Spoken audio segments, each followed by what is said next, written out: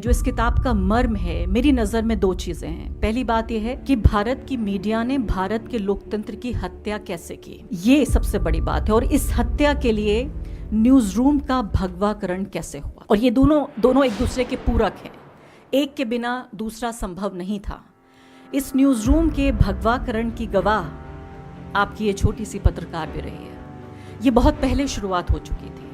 इसकी शुरुआत नरेंद्र मोदी ने आके, जो हमारी सांप्रदायिकता थी, जो समाज और राजनीति में जो इस वक्त फल फूल रही है, और जो खेती कांग्रेस पार्टी के समय जो बीज बोया गया था, उसका जो फसल है वो अब काटी जा रही है। उस वक्त सिर्फ ये था कि ढक के, छिप के, थोड़ा शर्म के साथ, कंबल ना उड़ाकर तो स्कार्फ ओढ़कर सांप्रदायिकता हुआ करती थी। मेरे जैसे पत्रकारों ने महसूस की है, आज वही स्कार्फ कंबल बन चुका है।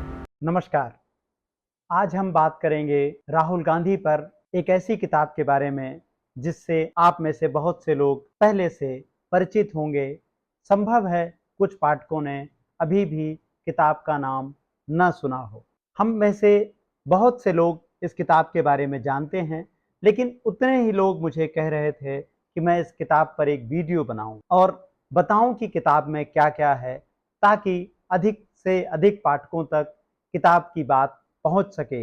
एक ऐसे वक्त में जहां सरकार ने विपक्ष के सारे रास्ते बंद कर दिए हैं, आपके इस पत्रकार ने एक कोशिश की कि विपक्ष की आवाज को पाठकों तक पहुंचाया जा सके, नागरिकों तक पहुंचाया जा सके। इस पेज के कवर पर राहुल गांधी क्यों हैं, इस पर हम बात करेंगे।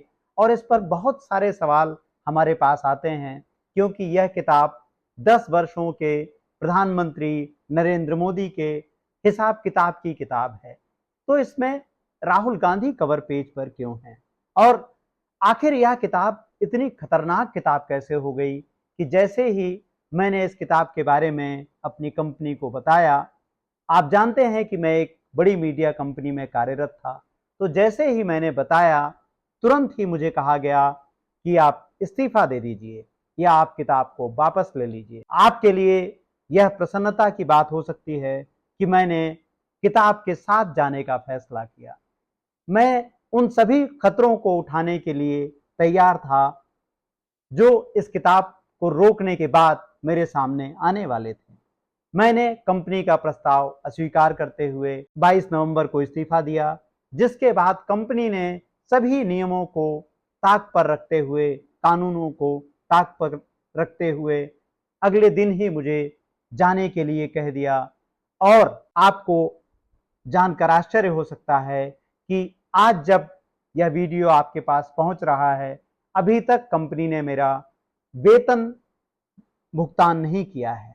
तो आखिर ऐसी किताब में क्या बात है जिससे इतनी बड़ी मीडिया कंपनी और आलोचना सुनने का दंभ भरने वाले प्रधानमंत्री नरेंद्र मोदी और बीजेपी सरकार सब के सब इस किताब के दुश्मन बन जाते हैं, इस लेखक के दुश्मन बन जाते हैं। पहली बात, यह किताब खतरनाक किताब कैसे हुई? यह किताब खतरनाक किताब इसलिए है क्योंकि 10 वर्षों में मीडिया गोदी मीडिया में तब्दील हो गया। सरकार ने जो भी फैसले लिए, उनका व्यापक समाज पर कितना असर पड़ा, कैसे असर पड़ा, इस पर हिंदी में कोई भी विधिवत आपको जानकारी नहीं मिल सकती। एक जगह पर टुकड़े टुकड़ों में आपको जानकारियां मिलती हैं। सरकार के लिए इससे अच्छी बात क्या हो सकती है कि जानकारियां ठोस रूप में आए ना, और जब कभी जानकारी कहीं कोई आए तो आप उसका मुंह बंद कर दीजिए, उसे फेक न्यूज करार दे दीजिए। इस किताब में 3 महत्वपूर्ण बातें हैं: सांप्रदायिकता, दुष्प्रचार और तानाशाही। तानाशाही शब्द आपने पिछले 2-3 महीने में बहुत ज्यादा सुना, और अच्छी बात है कि भारत अब तानाशाही को लगभग लगभग समझ चुका है और तानाशाह के इरादों को भी समझ चुका है। लेकिन नवंबर में ही हमने इस किताब के कवर पेज पर तानाशाही को जगह दी थी। इसलिए जगह दी थी कि सरकार ने जिस तरह से नोटबंदी की, सरकार ने जिस तरह से विपक्ष के खाते बंद किए, सरकार ने जिस तरह से विपक्षी नेताओं पर रेड की, उनके यहाँ सीबीआई और ईडी भेजी, वह सब तानाशाही में ही संभव है। जिस तरह से बीजेपी के बड़े नेता अमित शाह सुप्रीम कोर्ट को लगभग धमकी देते हुए नजर आते हैं, सबरीवाला वाले केस में कहते हुए नजर आते हैं कि इस तरह के निर्णय सुप्रीम कोर्ट को नहीं देना चाहिए। हम देखते हैं कि कैसे निचली अदालतों से ऐसे फैसले आने शुरू होते हैं जो समाज में विभाजनकारी राजनीति को बढ़ावा देते हैं या जो समाज में विभाजन को बढ़ावा देते हैं। तो पहली बात सरकार के फैसलों की समीक्षा है इस किताब में। यह किताब शुरू होती है 2011 से। कैसे अन्ना हजारे की अगुवाई में भ्रष्टाचार के विरुद्ध एक आंदोलन शुरू होता है, जिसे आप करप्शन के खिलाफ बड़े आंदोलन के रूप में जानते हैं। और उसमें कौन कौन लोग जुड़ते हैं, अगर आप पता लगाएं कि वो लोग कहाँ हैं आज, तो आप आसानी से समझ सकते हैं कि सब के सब लाभान्वित हुए। अन्ना हजारे को एक चेहरा बनाया गया और उसे पीछे से समर्थन दिया आरएसएस और बीजेपी ने। आरएसएस और बीजेपी इसमें पर्दे के पीछे रहे। सामने कौन लोग आए? सामने आए अन्ना हजारे, सामने आए रामदेव, सामने आए अरविंद केजरीवाल, सामने आई किरण बेदी और ऐसे फिल्मों से जुड़े हुए लोग, तमाम उद्योगों से जुड़े हुए लोग जो पीछे से मदद कर रहे थे। कॉरपोरेट पूंजी इस काम में लगी हुई थी, जो अपने कर्मचारियों को छुट्टी दे रही थी और कैसे बसों की व्यवस्था हो रही थी ताकि भीड़ दिख सके प्रदर्शन के स्थल पर या जहां आंदोलन को चलाया जा रहा था। और इस आंदोलन के माध्यम से टीवी ने पूरे देश में यह मैसेज दिया कि यह सरकार, जो उस वक्त कांग्रेस और गठबंधन की सरकार थी, वह भ्रष्ट सरकार है। जबकि अदालत में किसी भी मामले में भ्रष्टाचार साबित नहीं हुआ। पूर्व प्रधानमंत्री मनमोहन सिंह को क्लीन चिट मिल जाती है और विनोद राय अपने 000 के लिए माफी मांग लेते हैं, अपने आरोपों के लिए माफी मांग लेते हैं। लेकिन यह खबरें दफन हो जाती हैं दुष्प्रचार के तहखाने में और वहां से एक तूफान खड़ा किया जाता है अच्छे दिनों का और नरेंद्र मोदी 2014 में दिल्ली की सत्ता पर काबिज होते हैं। पहला अध्याय ही किताब में दिल्ली के नाम से है। देखें कैसे समाज में असहिष्णुता बढ़ रही थी, कैसे महात्मा गांधी पर हमले हो रहे हैं, कैसे मीडिया गोदी मीडिया में तब्दील हो गया, कैसे सांप्रदायिकता को सरकार के मंत्री विधिवत तरीके से सिस्टम में आगे ले जा रहे हैं। न्यायपालिका पर हिंदी मीडिया में या मीडिया में कहीं कोई बात ही नहीं होती है। इस किताब में एक बड़ा हिस्सा न्यायपालिका का है।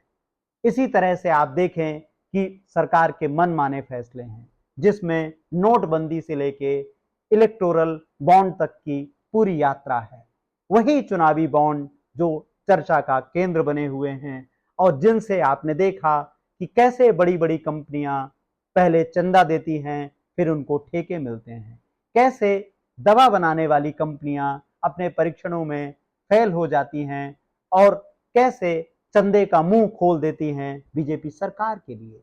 तो इस तरह से मनमाने फैसले हैं। भारत जोड़ो यात्रा है। राहुल गांधी के खिलाफ दुष्प्रचार पर किताब में तथ्यात्मक प्रतिवाद किया गया है कि कैसे पढ़े लिखे लोग, कैसे बड़े बड़े पदों पर बैठे लोग राहुल गांधी के खिलाफ आईटी सेल और मीडिया के प्रोपेगेंडा को स्वीकार कर लेते हैं। इस किताब में विस्तार से सारी बातचीत है। यह किताब प्रमाणित तथ्यों पर आधारित है और उसकी एक छोटी सी तस्वीर मैं आपको दिखाता चलूं कि संदर्भ के लिए इस किताब में 50 से ज्यादा पेज खर्च किए गए हैं। बहुत सी छोटी छोटी पुस्तिकाएं 50 पेज की छापी जा सकती हैं, लेकिन हर बात जो कही गई है उसमें तथ्यात्मक सावधानी बरती गई है। खोजबीन के बाद एक एक शब्द लिखा गया है। इसीलिए इस किताब से गोदी मीडिया को इतनी परेशानी हुई कि उन्होंने तुरंत ही मुझे जाने के लिए कहा और जितना मेरा अपमान संभव था उन्होंने उसमें कोई कमी नहीं बरती। पिछले 10 सालों में आपका यह पत्रकार भारत का संभवतः ऐसा पहला पत्रकार है जिसके खिलाफ कंपनी ने ट्विटर पर बकायदा नोटिस जारी किया और मुझ पर किताब के लिए झूठे झूठे आरोप लगाए कि मैं किताब बेचने के लिए यह सब कर रहा हूं। आप जानते हैं कि हिंदी का लेखक कितनी किताब बेच सकता है। मैंने यह जोखिम इसलिए लिया क्योंकि मुझे लगा कि लोकतंत्र में विपक्ष की जगह होनी चाहिए। राहुल गांधी के खिलाफ जो गोबर, जो गंदगी भारतीय जनता के दिमागों में भरी गई, उसे साफ करने की जिम्मेदारी कोई ना कोई तो उठाएगा। बहुत से पत्रकार यह काम कर रहे हैं, मैंने भी उसी में अपनी भूमिका निभाने की कोशिश की। सांप्रदायिकता, यह सरकार जिस एक बड़े आधार पर टिकी हुई है वह है सांप्रदायिकता। नरेंद्र मोदी और अमित शाह गुजरात से आते हैं। आप जानते हैं कैसे 2002 से उन्होंने गुजरात पर सांप्रदायिकता की ओट में कब्जा किया और वह कब्जा आगे बढ़ते बढ़ते बढ़ते 2014 से दिल्ली पर हुआ और बाकी बहुत से राज्यों में उन्होंने इसी फार्मूले पर सत्ता प्राप्त की। सांप्रदायिकता का प्रतिवाद कौन कर रहा है? अपने अपनी तरह से प्रतिवाद हो रहे हैं, लेकिन राष्ट्रीय फलक पर भारत जोड़ो यात्रा ने सांप्रदायिकता को सबसे बड़ी चुनौती दी। किताब में भारत जोड़ो यात्रा पर विस्तार से पूरी कहानी लिखी गई है। राहुल गांधी के भाषणों पर विस्तार से अध्याय दिए गए हैं, आपको पढ़ने चाहिए। आपको देखना चाहिए कि प्रधानमंत्री के हर भाषण में हिंसा क्यों है, प्रधानमंत्री के हर भाषण में सांप्रदायिकता क्यों है, प्रधानमंत्री के हर भाषण की भाषा में आवेग क्यों है, झूठे वादे क्यों हैं। कांग्रेस का मैनिफेस्टो आपने सुना कि कैसे प्रधानमंत्री उस पर लगातार झूठ बोलते हुए नजर आते हैं। इतने झूठ बोल रहे हैं कि सरकार के सबसे नजदीकी और सरकार के पक्ष में लगभग दुष्प्रचार करने वाले, हर दिन दुष्प्रचार करने वाले सुधीर चौधरी तक ने कहा मैनिफेस्टो में मुस्लिम लीग का जिक्र नहीं है, मुसलमानों को सारे संसाधन देने का कहीं कोई जिक्र नहीं है। इस सांप्रदायिकता का प्रतिवाद राहुल गांधी कर रहे हैं। राहुल गांधी संविधान की मशाल लेकर आगे बढ़ रहे हैं। बाबा साहब के संविधान की मशाल, नेहरू और गांधी के सपनों का भारत।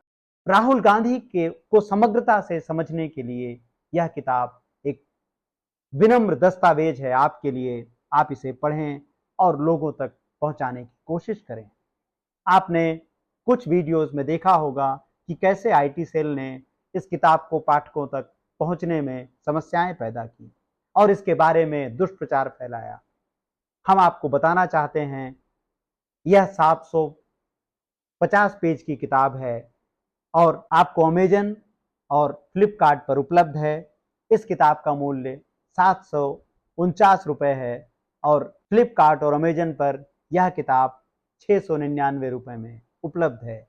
आप लेखक से यह किताब सीधे भी मंगवा सकते हैं, हमको ईमेल करके या ट्विटर पर दी गई जानकारी लेकर आप यह किताब हमसे भी मंगवा सकते हैं। चुनाव के तीसरे चरण में कुछ ही दिन बचे हैं।